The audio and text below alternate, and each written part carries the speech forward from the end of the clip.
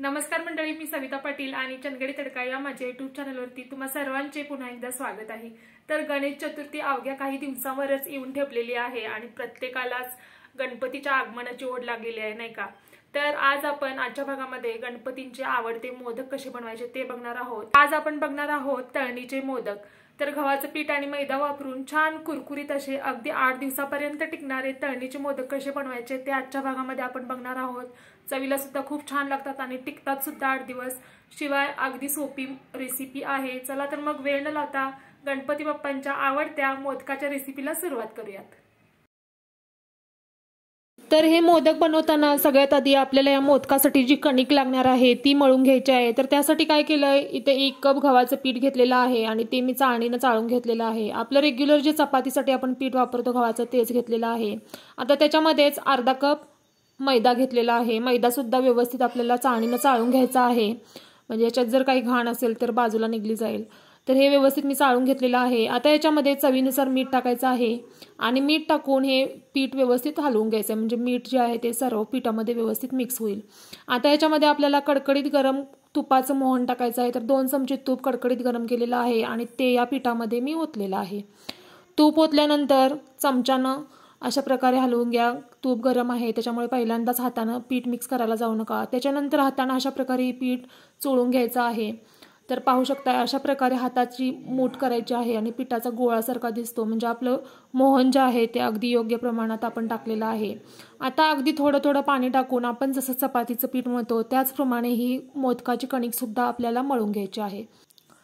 तर अशा प्रकारे थोडं थोडं पाणी टाकून ही कणिक आपल्याला मळून घ्यायची आहे। तर इथं मी पीठ आहे ते व्यवस्थित असं मळून घेतलेलं आहे। तर हे पीठ जे आहे ते आपलं मळून झालेलं आहे। आता याच्यावरती अर्धा चमचा तेल टाकायचं आहे आणि हे सर्व तेल आपल्या पिठाला व्यवस्थित असं हाताच्या साहाय्याने लावून घ्यायचं आहे। तर अशा प्रकारे तेल व्यवस्थित पिठाला लावून घ्यायचं आहे आणि एक झाकण ठेवून एक 10 ते 15 मिनिटं हे पीठ आपल्याला मुरण्यासाठी ठेवून द्यायचं आहे। तर आपलं पीठ तयार आहे। आता आपण मोदकासाठी जे सारण लागणार आहे ते बनवणार आहोत। तर गॅसवरती कढई गरम करायला ठेवलेली आहे। त्याच्यामध्ये 1 चमचा तूप टाकलेला आहे। तूप व्यवस्थित आपल्याला वितळून घ्यायचं आहे आणि याच्यामध्ये ओलं खोबरं टाकायचं आहे। तर मोदकाच्या सारणासाठी जेव्हा आपण खोबरं घेतो तेव्हा ते एखाद्या कपाच्या किंवा वाटीच्या साहाय्याने मोजून घ्या, म्हणजे गुळाचं प्रमाण जे आहे ते आपल्याला व्यवस्थित कळतं। तर इथं 1 कप होईल इतकं ओलं खोबरं घेतलेलं आहे। आता खोबरं तुपावरती 1 मिनिटभरासाठी आपल्याला परतून घ्यायचं आहे, म्हणजे त्याच्यातलं जे पाण्याचं प्रमाण आहे ते थोडंफार कमी होईल। तर 1 मिनिटभरासाठी खोबरं मी तुपावरती परतून घेतलेलं आहे। आता याच्यामध्ये पाऊण कप होईल इतकं गूळ टाकलेलं आहे। तुम्ही अर्धी वाटी सुद्धा वापरू शकता जर जास्त गोड नको असेल सारण। तर इथं मी पाऊण वाटी गूळ वापरलेला आहे। त्याच कपाने मी गूळ सुद्धा मोजून घेतलेला आहे ज्या कपाने खोबरं घेतलेलं होतं। आता गूळ पूर्ण आपल्याला या खोबऱ्यामध्ये व्यवस्थित असा वितळून घ्यायचा आहे। तर गूळ आपला वितळलेला आहे खोबऱ्यामध्ये। आता याच्यामध्ये मी 2 चमचे शेंगदाण्याचं कूट आणि काजू आणि बदामाचे काप सुद्धा टाकलेले आहेत। आता ह्या गोष्टी ऑप्शनल आहेत, तुम्हाला जर आवडत असतील किंवा तुमच्याकडे जर अवेलेबल असतील तर टाका, नाही टाकल्या तरी सुद्धा हे सारण खूप छान लागतं। तर हे ड्रायफ्रूट आणि शेंगदाण्याचं कूट टाकून 1-2 मिनिटांसाठी परत सारण परतून घ्यायचं आहे। त्याच्यानंतर पाव चमचा वेलची पूड टाकून परत सारण परतून घ्यायचं आहे। तर 1-2 ते 3 मिनिटांसाठी फक्त हे सारण आपल्याला अशा प्रकारे लो फ्लेमवरती परतून घ्यायचं आहे। पाहू शकता आपलं जे मोदकाचं सारण आहे ते तयार आहे। आता हे थंड होण्यासाठी आपल्याला बाजूला ठेवून द्यायचं आहे।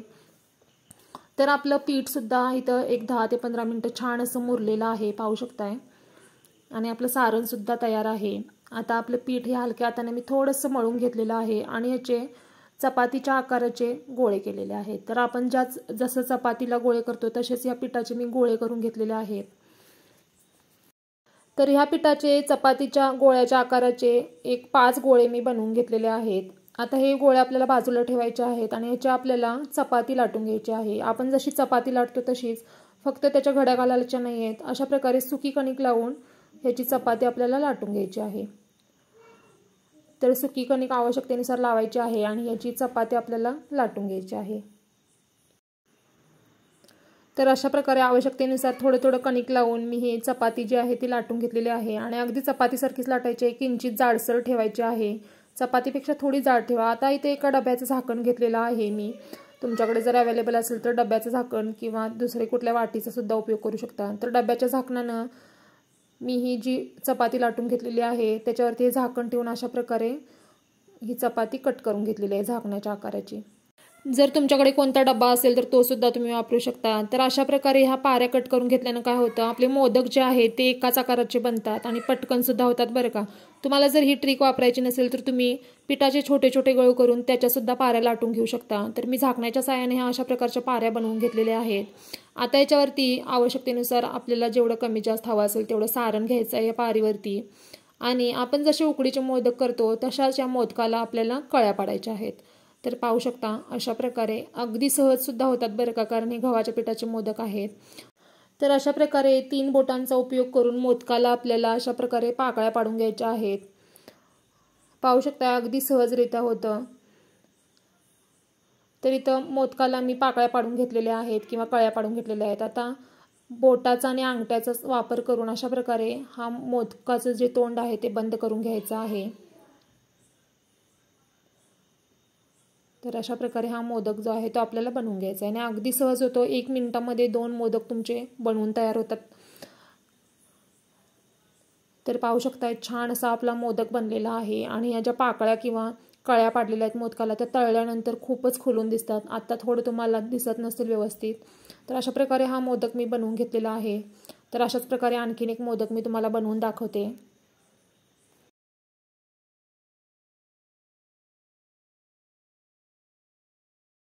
तर अशा प्रकारे हे 2 मोदक मी बनवून दाखवलेले आहेत। तुम्हाला जर अशा प्रकारे कळ्या पाडून मोदक जमत नसेल तर तुम्ही पोळपाटवरती सरळ ही पारी ठेवायची आणि काय करायचं आहे, दोन्ही हाताचा वापर करून अशा प्रकारे ह्याच्या कळ्या पाडून घ्यायच्या आहेत। जर तुम्हाला तर ती ट्रिक जर अवघड वाटत असेल तर तुम्ही अशा प्रकारे सुद्धा मोदक बनवू शकता। ही अगदी सोपी पद्धत आहे आणि हे सुद्धा अगदी पटकन होतं आणि वरचं जे एक्स्ट्रा पीठ आहे ते आपल्याला काढून टाकायचं आहे आणि ह्याला सुद्धा अगदी छान कळ्या पडतात बरं का। पाहू शकता हा सुद्धा मोदक मी बनवून घेतलेला आहे।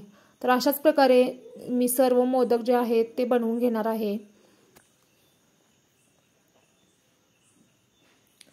तर इथे सर्व मोदक मी बनवून घेतलेले आहेत। आपल्याला आता हे मोदक तळायचे आहेत। तर तेल अगदी कडकडीत गरम करायचं आहे आणि कडकडीत गरम तेलामध्ये हे मोदक आपल्याला सोडून घ्यायचे आहेत। तर सर्व मोदक मी तेलामध्ये सोडून घेतलेले आहेत आणि एक अर्ध्या मिनिटानंतर ह्याला आपल्याला झारीनं हलवायचं आहे। गॅसची फ्लेम लो टू मिडियमच ठेवा आणि पाहू शकता आता ज्या पाकळ्या किंवा कळ्या होत्या मोदकाच्या त्या किती सुरेख दिसत आहेत आणि गॅसची फ्लेम लो टू मिडियमच ठेवा। जर हाय ठेवली तर वरून मोदकाचा कलर लालसर दिसेल आणि आतून मोदक जे आहेत ते मऊच राहतील। त्याच्यामुळे लो टू मिडियम फ्लेमवरती हे मोदक छान कुरकुरीत असे आपल्याला भाजून घ्यायचे आहेत आणि हे कुरकुरीत असं भाजल्यामुळेच मोदक एक 8 दिवसापर्यंत आरामात टिकतात। तर अशा प्रकारे एक 5 ते 6 मिनिटांमध्ये आपले मोदक कुरकुरीत असे तळून तयार होतात। तर पाहू शकता इथं गोल्डन कलर छान असा आलेला आहे आणि तेलातून काढल्यानंतर सुद्धा मोदकचा जो कलर आहे तो बदलतो बरं का। तर थोडे गोल्डन झाल्यानंतरच मी हे मोदक तेलातून बाहेर काढून घेतलेले आहेत।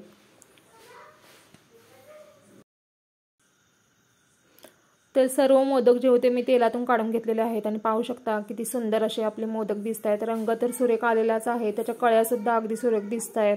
तर अशाच प्रकारे राहिलेले मोदक सुद्धा मी तळून घेतलेले आहेत। तर सर्व मोदक तुम्ही एकदम बनवून घेऊन अशा प्रकारे तळून घेऊ शकता किंवा एखादा मोदक तळत तळत दुसरे मोदक सुद्धा बनवू शकता। तर राहिलेलं थोडंसं पीठ होतं त्याचे मी कानोले सुद्धा बनवून घेतलेले आहेत। तर अशा प्रकारे हे कानोले सुद्धा ह्याच पिठाच्या आणि ह्याच सारणाने बनवून घेतलेले आहेत, ते सुद्धा अगदी सुरेख झाले होते। तर अशा प्रकारे छान कुरकुरीत आणि चविष्ट असे गणू बाप्पाचे आवडते तळणीचे मोदक तयार झालेले आहेत। या गणेश चतुर्थीला नक्की ट्राय करा, तुमच्या घरातील सर्वांनाच आवडतील आणि शिल्लक राहिले तरी काहीच प्रॉब्लेम नाही, कारण 8 दिवसांपर्यंत टिकतात। चला तर मग पटापट ही रेसिपी नक्की ट्राय करा आणि हो मला कमेंटमध्ये नक्की कळवा कशी झालेली होती। त्याचबरोबर माझ्या चॅनलला लाईक करा, शेअर करा आणि सबस्क्राईब करायला अजिबात विसरू नका। चला तर मग पुन्हा भेटूयात एका नवीन रेसिपीसह एका नवीन एपिसोडमध्ये। तोपर्यंत धन्यवाद।